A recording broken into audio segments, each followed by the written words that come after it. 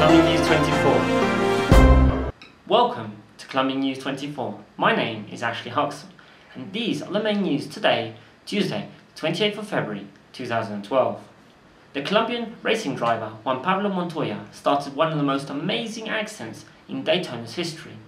He crashed his car into a tanker carrying 200 gallons of fuel, and when the worst was feared, he appeared walking through the flames. Moving over to Bogota, there was a shootout early this morning that left 2 people dead.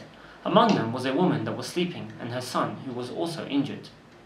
Also in Bogota, in the early hours this morning, a 7-year-old girl died supposedly because her EPS, known as medical insurance, delayed the authorization of her medical attention. Moving over to legal, the prosecutor's office assured that they are very close to find the authors of the dead student known as Luis Andres Colmares. The trial will be restarted on the 12th of March, when the judge will decide whether or whether not to give a nullity to the process as requested by the defense. Also, on another note, continue the attacks by the FARC in Cauca. For 5 hours today, the FARC terrorized local inhabitants that caused them to run away and look for shelter with their children. The escalation of these attacks are affecting a huge amount of the country now. The south of Bolívar, the north of Santander, Putumayo, Caquetá. There was even an explosion in an oil well that caused an enormous fire in an area known as San Vicente Caguán.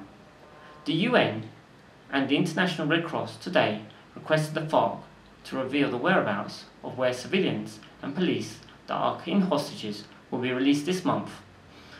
With bullets were received member of the public forces in Neiva as they were trying to make a raid.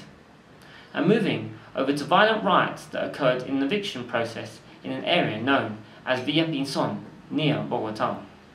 Moving over to statistics, today it was informed that in Medellin this year criminals have killed approximately 35 women.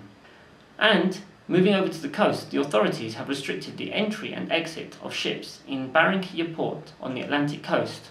The measure was taken to avoid emergencies caused by the very strong winds that have been blowing for over 80 to 90 kilometers per hour, making it very difficult for the ships to navigate along the Magdalena River.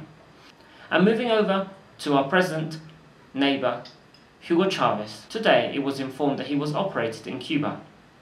His state of health is complex, assured the journalist of El Globo Network from Brazil. According to WikiLeaks, the president of Venezuela only has 2 years more of life to live. And we move over to sport. Now, with the group completed, the Colombian football team will make their last practice before facing Mexico. It will be under closed doors and directed by the Colombian coach, Sir Peckman. Mr. Hernandez heads the Mexican team that will face Colombia in Miami for the friendly game against Colombia. This is Ashley Huxon Cubillos reporting for Columbia News 24.